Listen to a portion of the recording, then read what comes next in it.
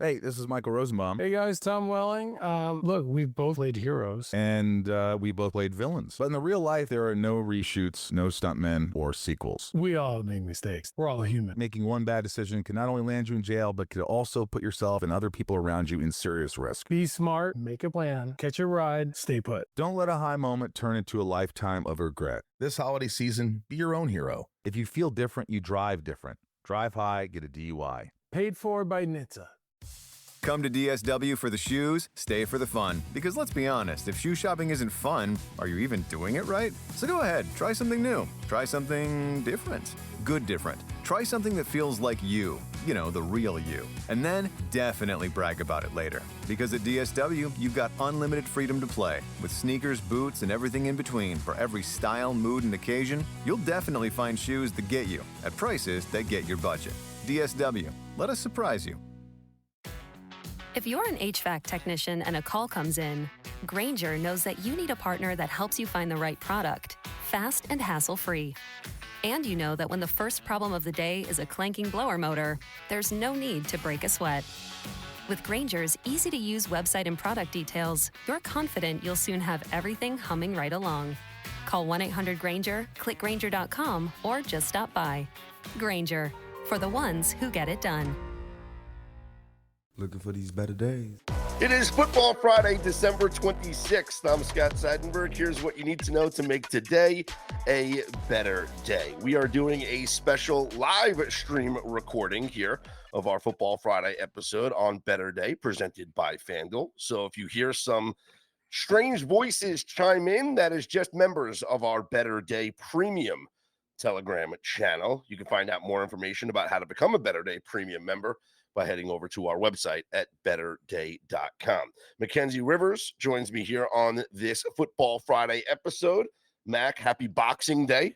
Have you returned anything today? I got a gift from my girlfriend's parents that she's like, just leave it here and we'll come back next week. So that's like as much of a dismissal of a present. Like it's fine. It's gonna be right there. What's the best gift you got yesterday? Besides me putting you on VSiN and elevating your career. Oh yeah. The live broadcast on national TV. A robe. I got a nice cotton robe. Feels real great.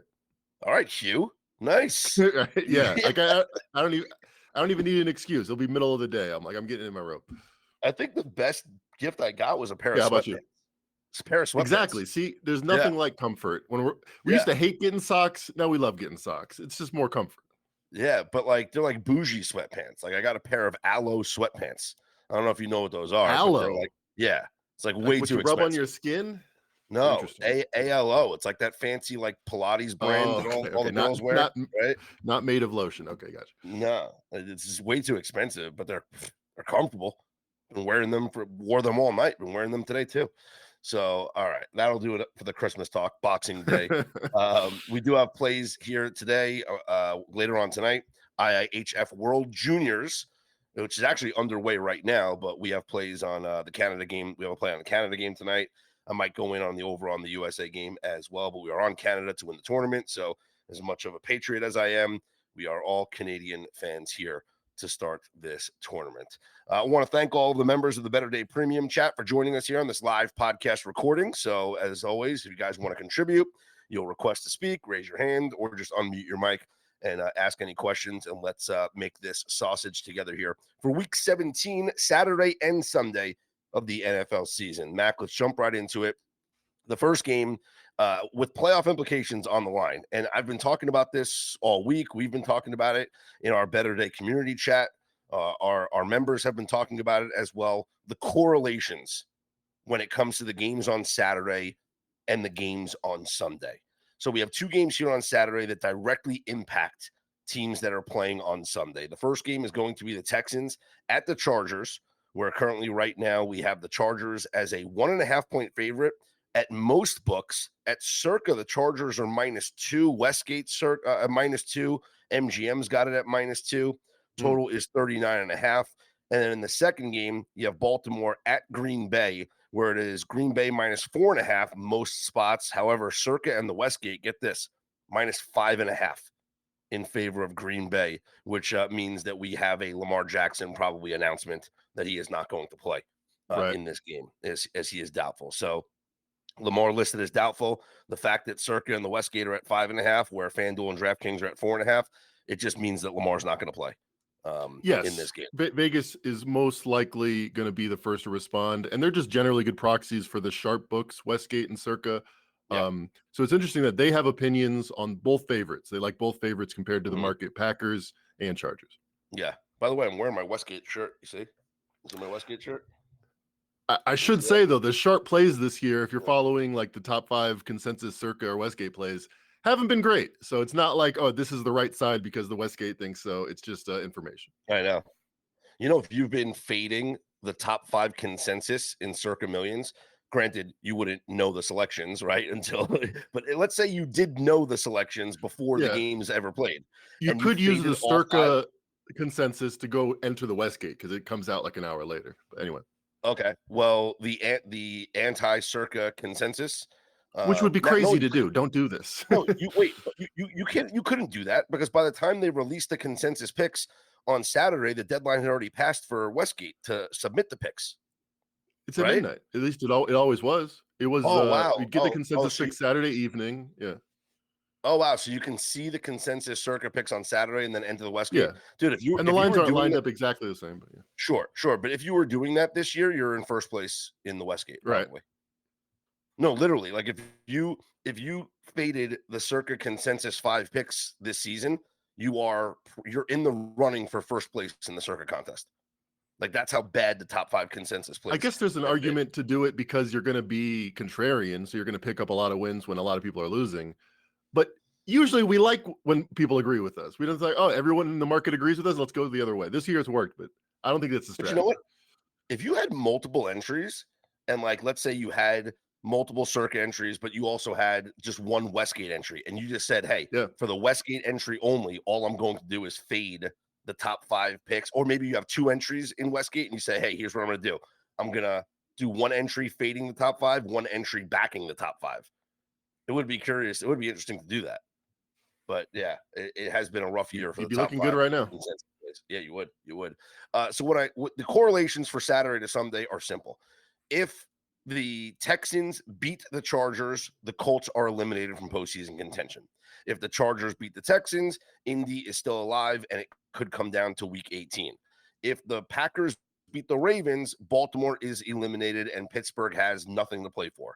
If the Ravens beat the Packers, then Pittsburgh with a win over Cleveland can clinch the division, and then week 18 becomes irrelevant. So the correlations are simple, right? If you think that the Chargers beat the Texans, well, then you're fans of the Indianapolis Colts. You want to back the Colts at plus 6.5 against the Jaguars. If you think the Texans beat the Chargers, I'm not necessarily saying that means you fade the Colts, but it's got to make you feel less confident in backing them, knowing that their season is over and what's their motivation going to be like if the game gets out of hand at any point. Yeah, the lines will move. The Steelers line has already moved as the Packers have been more likely to win. Steelers over the week has gone from 4.5 to 3. So you're going to have line value if you do these correlations, I think. Yeah. Well, I would think. And the first game goes as you want.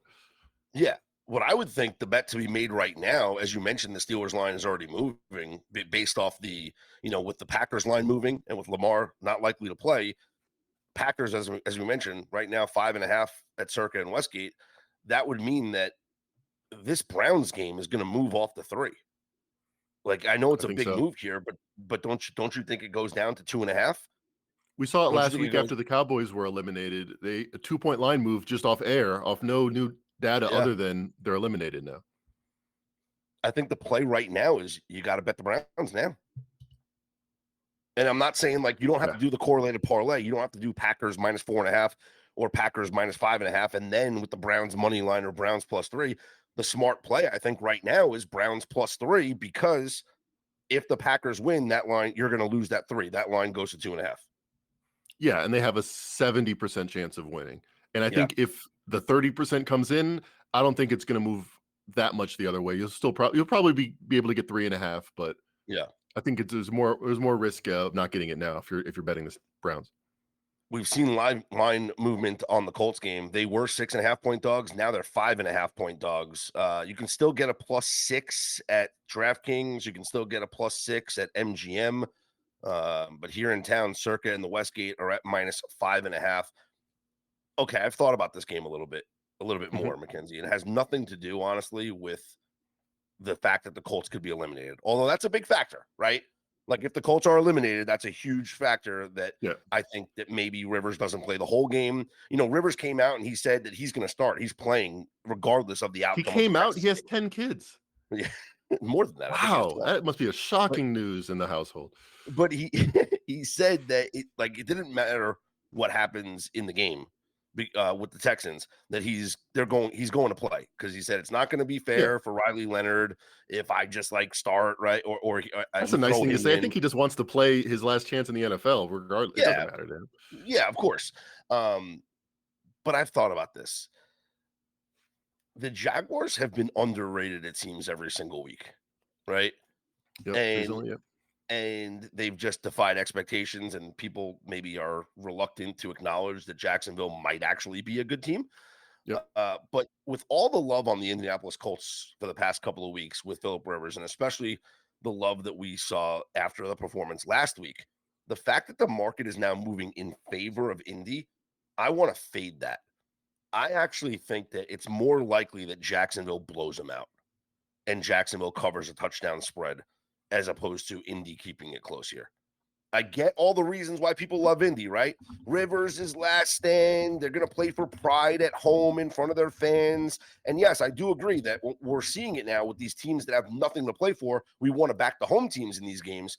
But I just get the sense that the Jaguars are going to win this convincingly. The last 20 times these teams have played since 2015, Jaguars I know. 17-3 ATS. I thought it was just in Jacksonville, but even on the road, it's decent. It's good. So it's I think 7-2. I think the Jags are 3-10 straight up in their last 13 games in Indy. So it's one of those. Okay, well, they're 2-8 straight up. That's interesting. Yeah. You're right. But they're 7-2-1 ATS. How is that possible? Well, because they've been dogs. They've been terrible. They've been a bad team. It's been dogs. But yeah, it's one of those where we say Indy always loses at Jacksonville. Well, Jacksonville always loses at Indy. So that's the history here. But it's different teams. I think the ATS they beat expectations when they go to Indy or against this team. I think the 2-8, the fact that they were on average 5-point dogs. Yeah. I wouldn't back off Jacksonville for that. No, and I do think that if Houston wins, which I actually like Houston to win against the Chargers, if Houston wins, then it just makes me I want to be on Jacksonville even more, just because I think that it does get to a point, and maybe just picture it, right? 21-3 first half. Is Rivers coming back out for the third quarter? Does it affect the line if he comes back out? No, I don't know. I'm just saying, do we think does this Colts team have all this fight in them if all of a sudden they're down 3 scores in the first half? No, I think the Dream Crusher concept is real. We've seen it already with Kansas City. And I think the Colts offensive overproduction, unfortunately, had to do with the way my 49ers play defense. They gave up 24 to the Titans, for example. I don't think the Colts are suddenly much better on offense than we think. But we know they're not good on defense. Exactly. I like the Jags here. You're getting under 6. I like the Jags here. I do like the Jags here. Let's move on to Sunday, and we'll talk about Arizona going to Cincinnati, where the Bengals are 7.5-point favorites at Circa. Let's see. FanDuel's got 7 - 7, 53.5 is the total. Is this about, there's a couple things here. One, it is the cold weather team the warm weather team going out of the indoors environment, going to the cold weather. Although, I got to say, weather in Cincinnati here this weekend, 62 degrees and rain. Wow. So, balmy. Yeah. 62 and rain this weekend in Cincinnati. Not exactly, the precipitation's there, but not the cold weather, which would lead to snow. But is this the idea of when you have 2 dead teams, do we want to back the home team? I don't know if that's as much my thinking as when you have 2 dead teams, are they both dead to the same degree? I think the Bengals have a lot to play for in terms of Zach Taylor getting that vote of confidence, seeing if he can turn this thing around. Joe Burrow having a lot of pride and being embarrassed against the Ravens. I also think the matchup works for Cincinnati here, where the Cardinals, we know it didn't work out on the prop last week with Jacoby Brissett, but they don't run the ball anymore. They essentially are just, I mean, they tried to run last week, but they are very quarterback dependent. And the way you beat the Bengals is on the ground. They have a much worse rush defense. So I see a lot of throwing, a lot of pick sixes maybe, and the Bengals covering here. All right, here's what I'm looking at. Since the start of the 2021 season, week 17 or later, you have two under 500 teams playing each other. Home team's good. Home teams are 15-10 straight up, 14-11 against the spread. The favorites, regardless of home or away, 18-7 straight up, 15-10 ATS. Hey, 15-10 is nothing to shake a stick at. I'll take a 15-10 run right now. Well, let's see. If the line is a touchdown or more, so your 7-point favorites or more, 3-1 straight up, only 2-2 ATS. Bengals and Cardinals, only game that qualifies here this week. Yep. Yeah, it's rare to be under 500 and be a touchdown favorite. Cincinnati's a rare team, just like they were last year. That's much better than their record, I think, with Joe Burrow back. You know something? Let's forget about your opponent. Let's just do that. If you're a below 500 team, and you're a 7-point favorite in week 17 or later, it's the same. It's the only situation. There's no other situation, when you're playing another. Well, I mean, you never know. It could be a winning team that benches everybody, right? Sure. Like that could happen too. Week 18, yeah. Week 18, yeah. So 3-1 straight up, 2-2 against the spread. It would be Cincy or pass for me in this one. That's the only way I can look. Let's move on. Seattle against Carolina. Seahawks 7.5-point favorites here at FanDuel. 7-point favorites. Most other books. Total of 42.5. Is Carolina looking ahead to the week 18 matchup against Tampa Bay? Are they over, or do they put up a fight? Or is Seattle looking ahead? Or is Seattle looking ahead to the division matchup in week 18? Yeah. I think Carolina plays hard here. I mean, they kind of have a free roll here. I guess they need Tampa Bay to lose for it to matter. Mm-hmm. But Matthew Stafford and the Rams put up 500 yards versus the Seahawks team last week. I could see the Carolina team that also had a big performance against the Rams putting up some points here. Bryce Young was the third-rated quarterback on the PFF QBR composite. He's been top 10 every week since their bye week. Much better than he's been throughout his career. This is the best stretch of Bryce Young that we've seen. This was the number one mismatch in the Trench Report. The Seahawks over the Carolina Panthers. I like the under. I like the under. This is gonna be a low scoring game. Well, what was the advantages Seattle had, or was it across the board as far as passing, running, offense, defense? It's just their number 4 defense. It's Panthers are a bottom 3 trench team, and it's the Seahawks defense against the Panthers offense. So it's the Seahawks defensive line has the biggest mismatch. So that's what maybe it's Panthers team total under. I was thinking maybe Bryce Young passing yards. It's only set at 200. If they're stuffing up everything that the Panthers want to do on the ground and they're winning as they should as 7-point favorites, maybe Bryce Young throws it a little bit more than we expect here. Yeah, but it's also the pass rush too. It's not just one stop. It's just both sides of the defense. Yeah, it's the entire D line has a massive advantage here over Carolina. Let's look at the Carolina team total. Well, let's see. Right now it is up on FanDuel. Let's scroll down. Carolina total points. Where are you? I swear they should make these things easier to find, Well, yeah, let's see. You can figure it out from the game total. 49.5 divided by 2. It's going to be like 27. It is 16.5. 16.5. Yeah. 23 to 16.5. I wish it was 17.5. Yeah, right. Maybe number that. Maybe it goes up. Maybe we wait. Maybe it goes up. What do you make of Seattle being so much better on the road? Like, is that a coach thing? Is that something that is going to continue? It's been 2 years of it. It's got to be a coach thing. It's got to be the way that there's a couple of things that you can think of. One, is it like science? Meaning, like, if they figured out a way with their sleep scientists and nutritionists, like, do they have a better plan than everybody else? Right? Sure. Do they have a better, itinerary on the road where it's, hey, you wake up at this point, you hop on the plane at this point. On the plane, you're getting whatever treatment, and then you're at the hotel. And like, is their schedule just better than everybody else, or is it just the way that Mike McDonald drills it into them that, this is a business trip and we go out there and we do, like, is it tangible stuff or intangible stuff that is the reason why they're so good on the road? I don't know the answer, but the numbers don't lie. They've been incredible. Yeah. And Carolina, not a great home team in general as well, historically. 56 degrees, mostly cloudy. Looks like 5-mile-per-hour winds here in that game. So nothing to talk about. The Giants are at I'm going out of order here. I'm just going rotation order, but should we go chronological order or rotation Let's order? go rotation order. I got it pulled up in that way. Okay. 415, 416 is the New York Giants at the Las Vegas Raiders. Giants are a 1-point favorite here. And I don't understand it. People are talking about this being the tank bowl, right? How could you not? Both of these teams would be in prime position to get the number 1 pick with a loss. Well, this is the battle for the number 1 pick. Yes. Players don't tank, Mackenzie. They don't tank. No. And yes, the common sense here would be to back the Giants, because if you're thinking, well, they don't care about the number 1 overall pick because they have their quarterback. You have an interim coach that's fighting for maybe a job opportunity. And then you have a Raiders team that just put Brock Bowers on IR, kind of signaling that they maybe are organizationally tanking.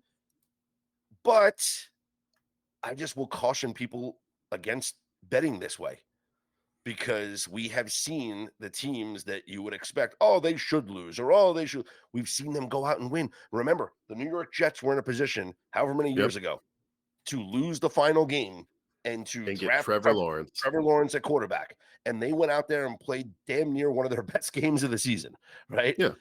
And it happens all the time with these teams that you would think are in a position to lose. Geno Smith was actually impressive last week. Like, I thought the Raiders offense looked decent last week.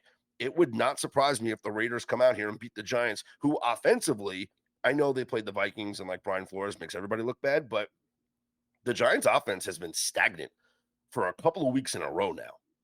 So maybe, and we know how bad the Giants are running stopping the run.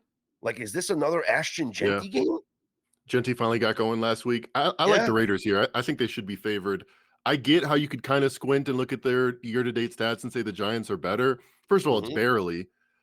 Second of all, recently, I'm not sure Jackson Dart is the guaranteed franchise quarterback. He had less than 1 passing yards in the first quarter and a half. He had his first completion late in the second quarter.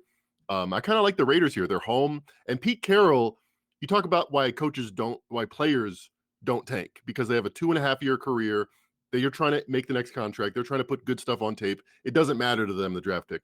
Pete Carroll's not thinking about the 5-year plan for the Raiders. He wants to win as many games as he can while he's still coaching. I think the Raiders should be favored here. I do like the Raiders. I think it's a Raider spot for me. Let's move on. We got Pittsburgh, Cleveland. We already talked about this game. I don't know if there's much more to talk about it. We're both on the Cleveland Browns. We think that this is directly correlated to the result of the Ravens losing likely to the Green Bay Packers on Saturday. So it's a Brown spot. Bet the Browns now at +3, because this line's going to move once the Ravens lose this game. It's not only just the Steelers' motivation, but they're also without DK Metcalf, and they have no passing game already, like to speak of. And so it's like you take away the only option they have at receiver. It just feels like it's going to be, a low-scoring running football game. Total in this game is what? What are we sitting here at? 33.5, 34. Yeah. We got rain. It's a rain game, by the way, with 14-mile-per-hour winds, 49 degrees and rain. Sloppy game. I think we might see Mason Rudolph here. It'd be interesting if Myles Garrett gets the sack record against Mason Rudolph. That'd be a fun full circle moment, considering their history personally. Although I've been making the joke all week on VSiN that Aaron Rodgers has the opportunity to do like something hilarious and just the Brett Favre, pull a Brett Favre and roll out and fall down, and just like if he wants to, I mean, because that's how the sack record was set, right? Yes. Well, no, because Michael Strahan did that against Favre. Strahan did that against Favre, but then eventually, I think, what was it? Did J.J. Watt break it? Someone broke it recently. So yeah, but that was I mean, for well, yeah, it is T.J. Watt. I guess they tied at 22.5. Yes. So it would be funny for Rodgers to emulate Brett Favre for as much as he has done already for his career. It would be amazing. Right. Yep. It's all right. Let's move on. New Orleans at Tennessee. Saints, 2.5-point favorites up on FanDuel and pretty much 2.5 everywhere else. Total of 39.5. And the Saints, the Fighting Tyler Shucks, have now won 3 straight games. Are we going to make it 4 here, going to Tennessee against the Titans? I think the value is on the Titans. The Saints have been much improved. Tyler Shuck probably going to be the starter next year.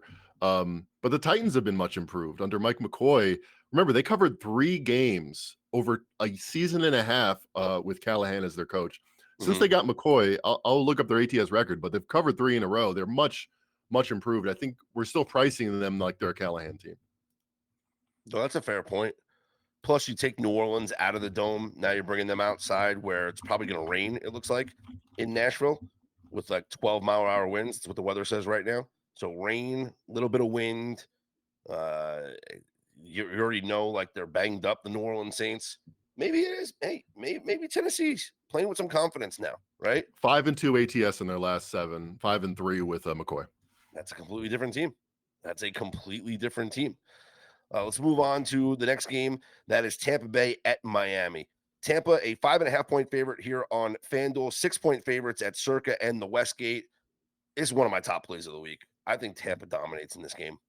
Not only was this identified as a trench report game in favor of Tampa Bay, but this is a get-right spot for Tampa against this Dolphins defense. You know, Tampa, everyone thought that with all of the weapons coming back, that this team was going to just get so much better. But what have we seen a lot of times when, you know, players are being input into the lineup, like not just in football, but across all sports, right? We talk about this in basketball. Too. Like it takes some time for them to gel. Like how many games have they played this season with Mike Evans, Chris Godwin, Emeka Ibuka, and Jalen McMillan? It's only been the last week or so, right? And that's like and Kate Otten, by the way. So yes, there's a lot of mouths to feed. Yes, there's a lot of routes to be run. They have to have time to figure this out. Last week, I think might have been the first game where all 5 of them played together. And here was the target share. Ibuka had 2 targets. Evans had 9. Godwin had 6. Otten had 2. McMillan had 3. I think that now that they've had like some more practice time, another game to kind of work through, having all 5 of those guys on the field at the same time, I think this is a get-right spot for them to prepare for their Week 18 game for the division against the Carolina Panthers. I think Tampa is one of my favorite plays of the week. I think Tampa would look a lot differently when they were favored against the Falcons 2 weeks ago in the fourth quarter, or last week against the Panthers with 5 minutes to go. If they win either of those games or both of those games, this is probably a touchdown spread. So I think they kind of got lucky with some coin flips earlier in the year, and we thought they were better than they were. I think that it's flipped 180 degrees where the market's a little down on the Buccaneers more than they should be based on their play. Yeah, no weather. It's going to be beautiful, 80 degrees, no wind, just a beautiful day there in South Florida. We talked about Jacksonville and Indy, how with the correlation with Saturday. Plus, I like Jacksonville. I'll lay it less than 6 points. Jacksonville minus 5.5 is a play for me. New England's at the Jets. What a spread we have here. 13.5-point favorites. New England is over the New York Jets. Total of 42.5, 43 in some books. Jets are playing out the strings. Put another couple players on IR or out for this week. But we did just see the Broncos as 13.5-point favorites go into Kansas City, a division rival, where they should have blown them out with Chris Olajuwon at quarterback and barely cover that game. They dominated in every facet of the game. They dominated the game, but they only won by 7. Could this be a similar spot where the ugly dog here taking the Jets plus 13.5 as a play? It could be. I don't think Vrabel's going to be throwing excessively. He'll probably be fine with a win. I feel like if you like the Patriots, you might as well bet them first half and avoid any shenanigans later in the game. Let's see. If you have a 13-point favorite since 2021, week 17 or later, divisional game, 9-1 straight up, 4-6 ATS. 4-6. Well, look at that on the road. You got that up? On the road, it is 2-1 straight up, 1-2 ATS. Yeah, usually people don't want to play the value plays. Maybe the Jets are the value play here. I'm just hard to curious. argue. I mean, this was 9 last week. We knew Yeah. Brady Cook was likely going to be starting. It's just inflation, malign inflation, it seems to be. So that was since 2021. I went back to 2012. Divisional game, week 17 or later, 13-point favorites, 22-2 straight up, 11-11-2 ATS. Hard to bet that info. I know, it just feels like, though, it's like, the Jets are such an ugly dog, but it's like, it's that idea of betting the team that nobody wants to bet on, you know? Just feels like, it feels like the Jets cover this game. I can't bet the Jets. So stupid. Do they have the same home field that Arrowhead had with the Chiefs as big dogs? I feel like that was a major factor. No, not in the middle. No. All right, everyone, let's talk about drinking and driving, a decision that will change your whole world. Things will never be the same once you get a DUI because legal fees, time in court are just the beginning. Getting into a crash is another way your world could be irreversibly changed after drinking and driving. Your vehicle may not be the only thing that gets damaged in that crash. You could face a life-altering injury or even death, but you're not the only one who could face those consequences. Your decision to drink and drive could permanently change someone else's world, whether you injure them or leave their loved ones grieving. The next time you're out drinking, call a rideshare, a taxi, a sober friend, or a designated sober driver. Always plan for a safe ride home. The only decision that will change your world for the better is the decision to call for a sober ride. It's never worth it to drive drunk. Don't risk it. Drive sober or get pulled over. Paid for by NHTSA. Is it just me, or has watching TV gotten way too complicated? There are a million different services and too many bills to keep track of. Thankfully, there's Philo, a better way to TV. For as low as $33 a month, I get the channels I love. MTV, BET, Food Network, you name it. Plus, everything that AMC Plus has to offer. And guess what? They've added access to HBO Max Basic with Ads Plan and Discovery Plus, so I can enjoy all the best TV with one subscription. There are no contracts, no surprise fees, just one low price. And their DVR is awesome, too. I can save everything I love for up to a year and skip the ads when I rewatch them. A total game changer. I signed up directly at philo.tv. That's philo.tv. And if you subscribe today, you can get $8 off your first month. Philo's the easiest decision I've ever made. Now the hard one, deciding what to binge next. Come to DSW for the shoes, stay for the fun. Because let's be honest, if shoe shopping isn't fun, are you even doing it right? So go ahead, try something new. Try something different. Good different. Try something that feels like you. You know, the real you. And then definitely brag about it later. Because at DSW, you've got unlimited freedom to play. With sneakers, boots, and everything in between for every style, mood, and occasion, you'll definitely find shoes that get you at prices that get your budget. DSW, let us surprise you. Hi, I'm Andy Staples from Andy and Ari on 3, and another 5-star quarterback just entered the transfer portal. That's what college football is now, a nonstop adventure, and we cover it every day at Andy and Ari on 3, whether it's the transfer portal, the college football playoff, the coaching carousel, you name it, and guess what? It doesn't stop even when the season ends. So join us every day, Monday through Friday. New episodes drop at 3 p.m. wherever you get your podcasts. Huge game, Buffalo and Philadelphia. Right now, we're seeing some movement, actually. Circa's the old rogue book right now. 1.5. The Bills are favored everywhere. Circa's got -2, which might be an indication that this line could be headed to -2. I'm on Buffalo. Love Buffalo. You love Buffalo. Okay. Yeah, it's my best bet of the week. Go ahead. Why do you love them? Just any analytic that you look at, the Bills are getting no benefit of the doubt for their recent history, and the Eagles are getting all the benefit of the doubt for being Super Bowl champions. Like you look at PFF noise canceled score, Bills 3rd, Eagles 15th. You look at scoring margin, Bills 7th, Eagles 11. Someone would have to explain to me with a Charlie Day-esque whiteboard how exactly the Eagles are better than the Bills, unless you're saying, well, they're Super Bowl champions. But that was a season ago. That was 15 real games ago. I think they're just getting credit that they shouldn't. And if you look at how to beat the Eagles, like the Bears did on Black Friday, it's on the ground. And the Bills are more than capable of doing that. Josh Allen's only averaging 175 yards the last 4 games, and they're scoring 31 points per game. So he doesn't have to be Superman through the air. He can do a lot through the ground. And that's proven this year to be vulnerable for the Eagles. They're only 13th in rush defense EPA, where they're still elite 4th in pass defense EPA. So a couple plays that I like here. I like the Bills. And I also think Josh Allen under 195.5 passing yards. If this game goes the way I think, he put up 35 for the Patriots with 190.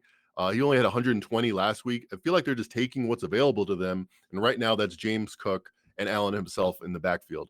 So two plays that I like. I like Bills laying the 1.5, and I like Josh Allen under 195.5.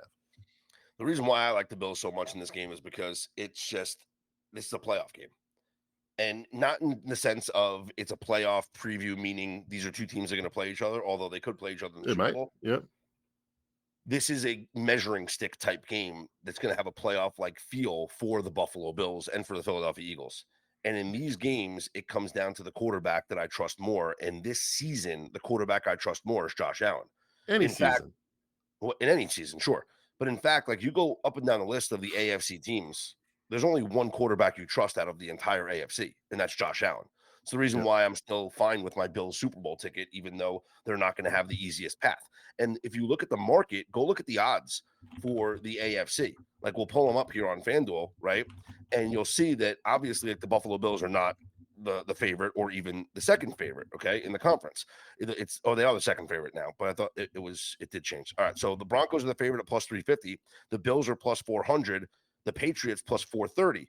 So think about that. FanDuel is telling us that the Bills are the second favorite, even though they're going to have to go on the road for multiple games here because they're going to be a 5 seed, right?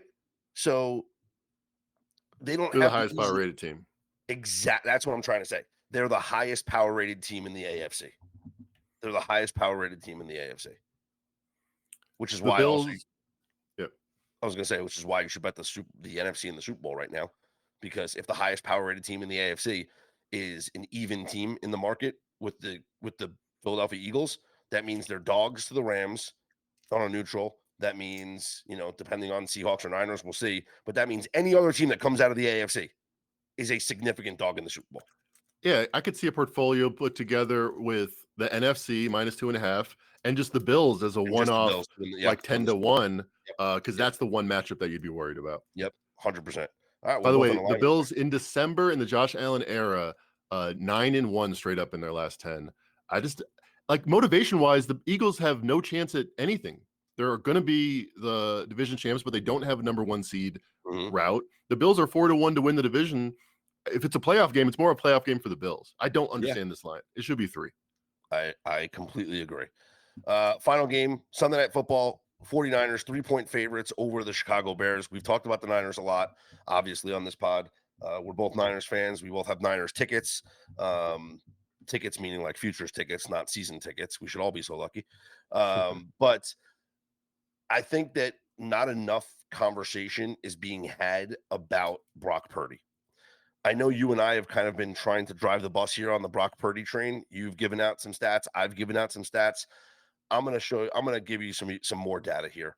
So there's a 49ers analytic Twitter account that I retweeted this week. Great account, by the way. I think Mackenzie, I thought for a second this was your account, Mackenzie. Like, is this your burner? It might be.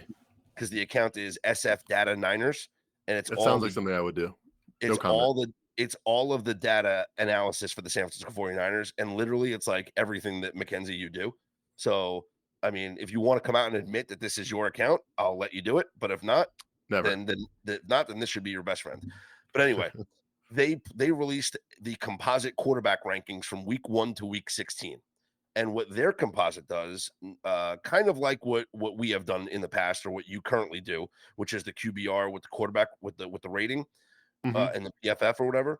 What they have done is they take total QBR combined with EPA per play, completion percentage over expected, bad throw percentage, right? So those turnover worthy plays, all that stuff, percentage pressure rate to sacks, air yards per reception to come up with an overall score. Okay. The number 1 quarterback in the NFL is Brock Purdy. The number 1 quarterback in the NFL. It doesn't shock me. I mean, he's 5-1. The one loss was to the Jaguars, who we know is a much better than expected team. And they've put up, they've gone over their team total, I think, in all but two of those games, despite Purdy's injury. If he doesn't qualify, but if he did, he'd be number one in QBR. It's a sample size. Like, I'm not going to say he's the best quarterback in the league, but anyone that said, Mac Jones is just as good, what a waste of $50 million, I think they should at least be tempering those opinions at the moment. You couldn't have expected a better statistical performance through 6 games than Brock Purdy has. Done. I think the Niners are the spot here. I know they're at home here. They're at home. There's a lot of love for the Chicago Bears, but the Niners have a lot to play for here. Their offense has been rolling. This could be a high-scoring game just because the Niners' defense is very suspect. In fact, this was identified especially against the ground, what the Chicago wants to do. And this was identified as a rushing mismatch. The number 2 rushing mismatch of the week in the Trench Report was the Bears over the Niners. The number 3 was the Niners over the Bears. So this could be both teams running the football, and maybe that lends itself towards an under with both teams running the football. 52.5. I'm pretty sure that's the highest the Niners have been all year. I mean, is it just 1 week overreaction from last week? Like, why would that be so high? It seems very high. Oh, these defenses are bad, but I think if both teams want to run the ball a lot, like then it could just be an under if the clock keeps rolling. I don't know. It's pretty interesting.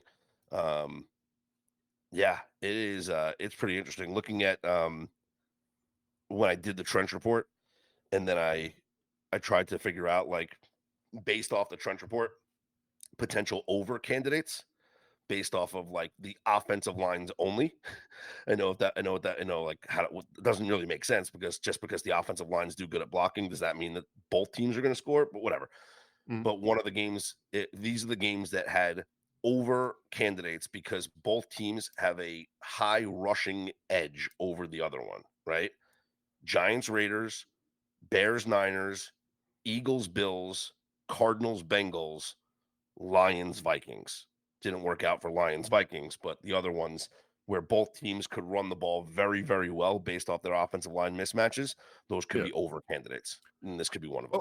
Well, didn't you just make the argument where it could be an under candidate if both teams are running? If they both rely on the run, then it's tick, okay. Tick. You said over candidate. I'm saying the rushing mismatch could just mean they run for touchdowns. They run for a chunk yardage. I'm just trying to play devil's advocate here, saying that if both teams are going to rely on the run, doesn't that historically mean we see a lot of winding the clock, and the game tends to go under? Or do both teams just have so much success that it winds up being an over? Like Bills Patriots, neither quarterback went over their passing total, but they said 66 point score because of the ground. So it can happen. Yeah. If I knew how efficient the offense was, then more running equals less points. But you don't know how efficient the offense is going to be. Yep. All right, so that's our game previews here. For those who are joining us here in the Better Day Premium Telegram chat, this is your time. Open it up. Let's get you guys involved on this podcast recording. If you are listening to this pod at another time, you can head to our website at betterday.com, find out how you can become a Better Day Insider or Premium member. Premium members do have access to live streams and things like this, live special podcast recordings like we're doing now, and your chance to be involved on this podcast. So Brian, Josh, Ricky, Anil, John, Jake, Connor, Joe, you're all hanging out with us here. Any questions, any comments, any plays that you're cooking up here for this weekend in the NFL? Just turn your mic on or request to speak, and we'll get the interaction with you guys here. So this is your time, open forum for you guys. Let's welcome in Brian. What's up, Brian? By the way, we gave Brian a shout out on the newsletter for a couple of picks that he gave out in the community chat. So shout out to you, Brian. Good wins on those. Much appreciated. He's currently coming from a cave, sounds like. Yeah. Nah. Yeah. What's up, bro? Just thinking the Josh Allen prop sent out a little earlier in the week. I like his over rushing, especially with Philly being particularly in the nickel in their pass defense. Yeah, it's a similar approach or concept that I'm thinking about his passing yards under. The Eagles, are going to play a lot of defensive backs. Is what they tend to do. I guess I'm just a negative guy. I think of the same concept. I think what unders can I bet, but the over makes perfect sense here for his rushing. Yeah, let me pull up some matchup insights here on this game. But Yeah, I just love the Bills in this spot. I mean, Brian, are you on the Bills as well? Like, forget about the prop wise. Like, don't you just think like this is a Bills spot? Yes, I did, but I figured since that was already covered, don't need to throw that in again. Yeah. No, let's see. Let's take a look at some matchup data. We'll pull this up real quick and we'll see what we have with Allen rushing. Anything here? 32.5 seems low. Seems low, you think? Yeah, I think it goes over. Okay. The Eagles defense has allowed the third lowest completion percentage to tight ends this season. And interesting stuff. Let's see some other matchup data here. So he's played 2 games in his career, and he's rushed for 135 yards in the 2 games versus the Eagles. Yeah. So, yeah, big games. The other thing is my best friend is a diehard Eagles fan, and his first text to me was bet Allen over. So that kind of made me go, okay. All right, so here's what we have as far as like maybe Josh Allen scrambling here.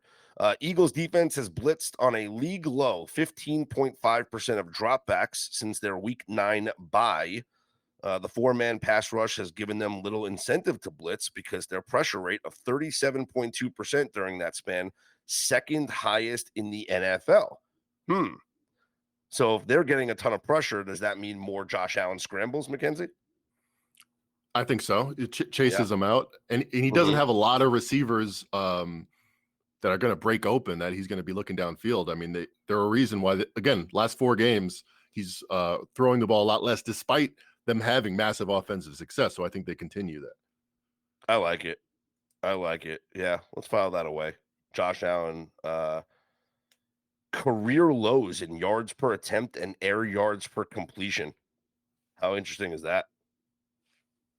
The second consecutive season, he has thrown the ball closer to the line of scrimmage on a per throw basis. That's some interesting stuff there. I love this matchup data, man. The NFL's cool. Thanks, Brian. Anybody else? Let's welcome you guys into the chat. Let's cook some things up. Brian wants he likes Josh Allen rushing yards over. I think we co-signed that play on Josh Allen rushing yards over. Anybody else have a question, a comment, a play that they are thinking about here for this weekend? Request to speak, unmute your microphone, and we'll welcome you in here to shout out to Joseph giving out a Luka under 30, 2.5 points, easy winner for him yesterday. Oh yeah, saw that on the chat, on the community chat. Yeah, no, that was a good one there too. Man, Lakers, what a joke. The people are starting to turn. Kendrick Perkins, Lakers LeBron relationship has run its course. Man, he's a clutch guy. Wow. Is that shots you? fired? Are you quoting yourself? No, that's what Kendrick Perkins said. Oh, I thought you were quoting yourself. Let's see. Well, we'll get. If you guys want to tune in, if you guys want to chime in, we'll give you guys a couple more minutes here to chime in. Mac, any final thoughts? We'll do more player props. Obviously, we get closer and closer to these games. We'll take a look at some of the other interesting nuggets here from the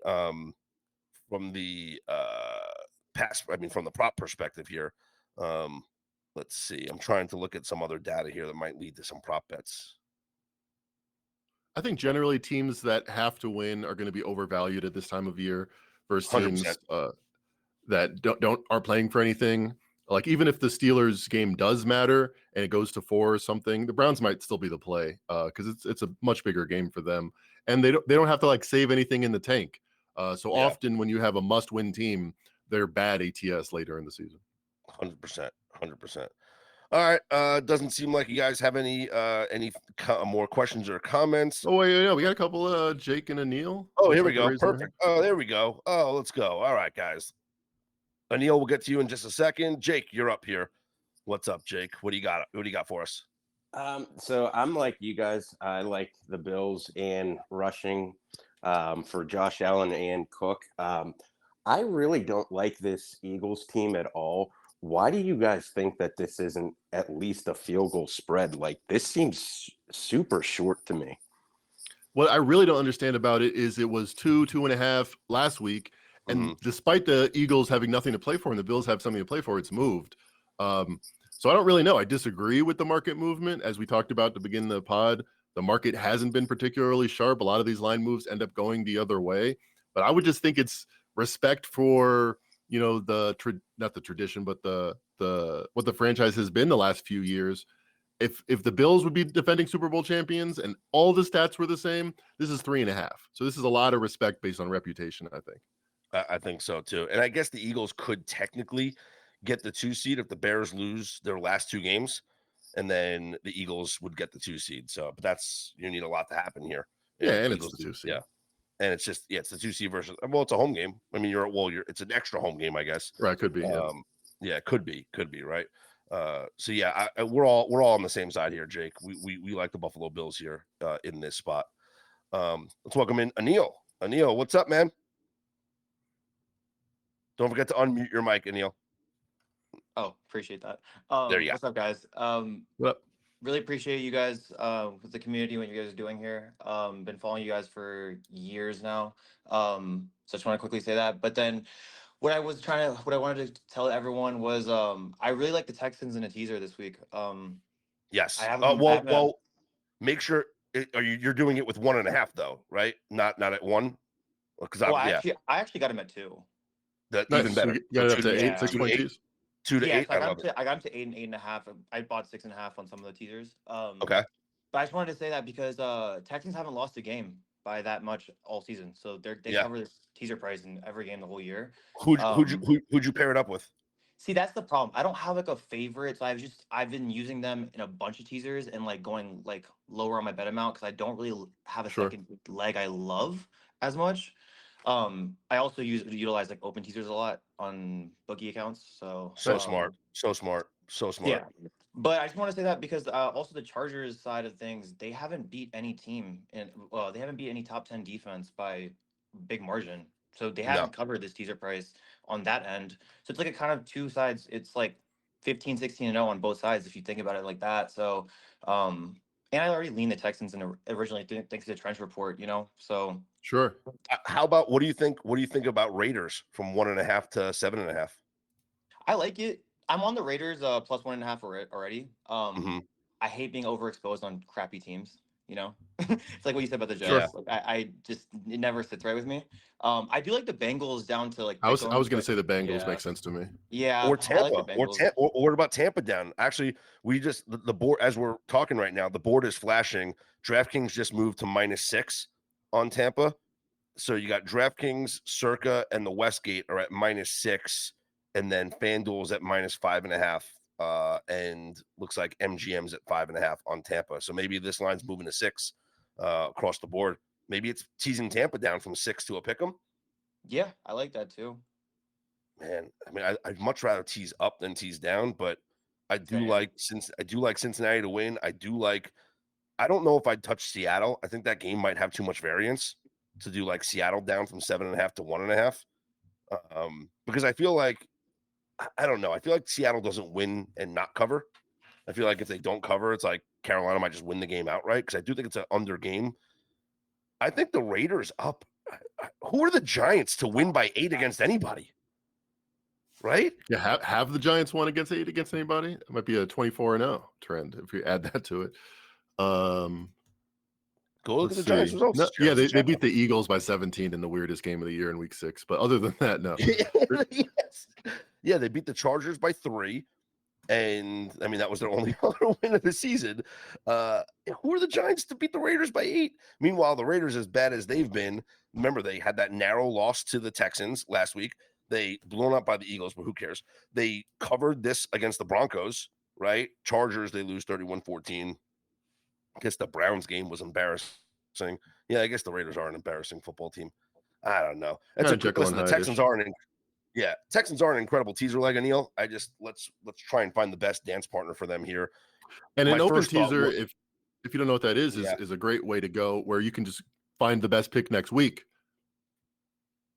I got it. Wait, here's what it is. Anil, why don't you just tease the Rams down from 8 to 2? Are the Rams? Are the Rams losing to with? I know that they like technically aren't in control of their own like fate, but do we think like Sean McVay and Matt Stafford like back down and lay an egg against Atlanta? So indoors against, I mean, it feels like the Rams will just blow them out in that game. I can't see them laying an egg in that spot. I Mackenzie, agree. can you? And the Rams got extra prep too. Don't forget that. Yeah. Yeah. No, I can't. And the Rams offense Stafford's was playing like for the MVP. What do you as think good he's as it gonna lay ever down? has been in their last loss. So maybe the most consistent offense. And the Falcons' pass defense is just okay. So I don't mind the Rams are going to win that game on Monday night. Yeah. Yeah. All right, Neil, man. Good luck with your teaser. I probably will throw some of that in here with the Texans. So good stuff there. All right, guys. Anybody else have a comment real quick before we sign off? Josh, Ricky, Johnny, you there? Anybody? As a reminder for those listening to this in podcast version, you can always hit us up on social media. Follow the Better Day socials. We're going to have more social media stuff coming out starting next week at the start of the new year, if you will. New year, new me, right? New year, new you. So we do have a lot of exciting things coming up here for Better Day into 2026 for everybody that's been a part of us since we launched and the start of our subscriptions. We do appreciate you. Board is lighting up in front of me, Mackenzie. It's a distraction right now. Yeah, it looks like Baltimore might get Lamar Jackson. That line's back Yeah. down to 3.5. Yeah, we Jordan Love just got officially rolled out. What'd you really? say? Okay, that's what it is. Jordan Jordan Love Love was officially officially rolled rolled out. Yeah. Okay. Thanks. Yeah. I just literally the board is just lighting up like I don't want to make the Christmas analogy, Like a but the board Christmas is lighting up. Well, yellow like a menorah. Like a Kwanzaa candle menorah. It is Kwanzaa. Yeah, the board is completely lighting up here. So Green Bay down to 3.5-point favorites, total down to 38, and still 4.5 in some books. 3.5 is primarily what we're going to see, -4. So I'll tell you what, though, Malik Willis, Mackenzie, I don't care. I think if Malik Willis against Tyler Huntley, Malik Willis wins that football game. Now, the idea of the under, though, is interesting, right? Because you have Malik Willis running quarterback. You have Tyler Huntley running quarterback. Do both coaches just call a lot of designed runs in this game for both these quarterbacks? Do they not throw the ball at all? It's 38.5, though. It's major adjustment. It was 46 on the look-ahead line. Obviously, both quarterbacks were expected to play at that point. What about from a prop perspective? We look at both quarterbacks to go under their pass attempts. 3.5 everywhere now. It's obviously correlated. The more one quarterback runs or one team runs, the less opportunity the other team's going to have. Yeah. So if you're doing a same game parlay, that might make sense. I might. Yeah. Let's do both Malik Willis and Tyler Huntley under their pass attempts prop. Yeah, we'll see what Malik Willis is posted at. Tyler Huntley currently 165.5. Yep. 3.5 across the board now. Everybody's moved. 3.5 across the board. Total 38.5. Some places 38 here at Circa. Yeah, man, board lighting up. Giants 1.5 now at FanDuel. So the line went from -1 to 1.5 at FanDuel. All right, that's the only line movements that are happening right now as we record. One other note here on the Patriots, and we talked about maybe betting the Jets. Mike Vrabel announced, here's a list of players that will not play. Robert Spillane, Chris Tunga, Jared Wilson, Harold Landry, Milton Williams, Mac Hollins, Kayshon Boutte, Demario Douglas. Kayshon Boutte out. Demario Douglas and TreVeyon Henderson are questionable. The Patriots might be playing this like a bowl game. Sure. Yeah. I mean, they just got to get out of there with a win. Jay Glazer just tweeted out, Raiders told Max Crosby they want to shut him down the last 2 games. Crosby, who has played with injuries for much of the year, vehemently disagreed and has left the building. NFL on Fox has learned. This could lead to questions on his future in Vegas. Man, wow. That's a huge. And what a terrible year for the Raiders. Like, the one thing you're not supposed to do is get the one franchise player pissed off. It has shades of, I mean, he wasn't the same player, but when Russell Wilson was told he could either be benched or lose his salary, it just seems like a shady thing to do. That's why we tell someone they can't play because they want to save money. So that's why we're seeing the Giants go from 1 to 1.5 with this news coming out. People are fading the news just came out 15 minutes ago. So people are going to be fading the Raiders now. So maybe we don't do the Raiders on the teaser. It at least introduces variance, which we don't want. I my favorite leg is still the Bengals down. Yeah, but this is interesting. Texans and Bengals. Isn't this organizational tanking? They've already put Brock Bowers on IR. They basically, if the report's true here from Jay Glazer, that they told Max Crosby they don't want him to play the final 2 games. Or how about this? Is Max Crosby facing any contract incentives? And do the Raiders not? Is that what this is about? That the Raiders don't want to play him because they don't want him to get any contract incentives? I think that's a drop in the bucket. As much as the value to him getting traded this offseason if he's not hurt. I think that's what it is. Yeah. They have a risk of him getting hurt, and they don't think he's long for the franchise. Okay. So yeah, that's the latest from Fox Sports' Jay Glazer. Man, Max Crosby left the building. That is pretty interesting. I'm gonna go drive over there and find out what's going on because right. I could actually see it from my window right now. So do you see Max Crosby yelling at someone in the parking lot? I can see Max Crosby. Now, for those looking at like Vegas, for those wondering like where I live in Vegas geography, it's not close, but like I see the building in the distance. I can see the Raiders practice facility. So I should just drive over there and just find out what's going on and say, hey guys, did Max really leave the building? He does his podcast at the old studio we were at in Henderson, so we might see him. He might have time on his hands. Yes, he was doing his podcast in our old office building. That's funny. Yeah. And we used to see his Cybertruck we used to see parked outside. So we should ask him what's up. All right, guys. Thanks for joining us. Really cool opportunity to do this.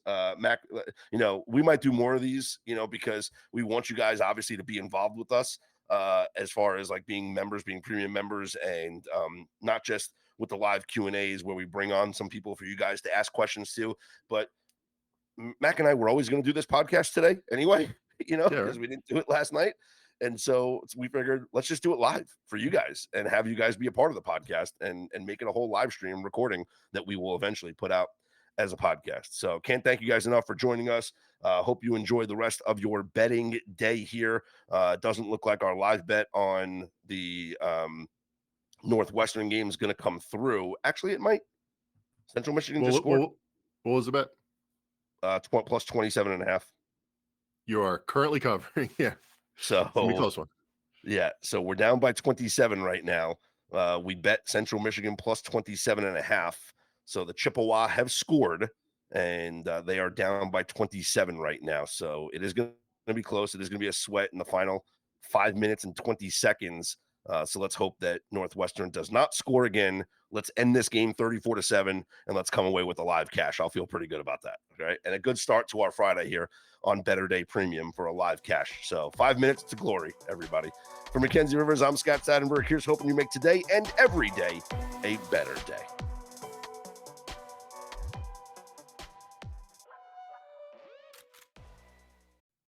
Hi, I'm Andy Staples from Andy and Ari on 3, and another 5-star quarterback just entered the transfer portal.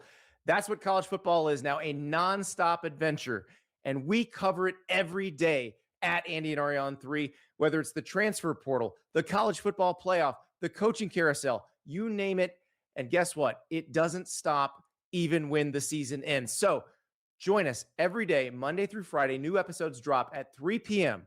wherever you get your podcasts. If you like the show, please take a moment to rate, review, and subscribe. It really does help the show to grow. Thank you for listening.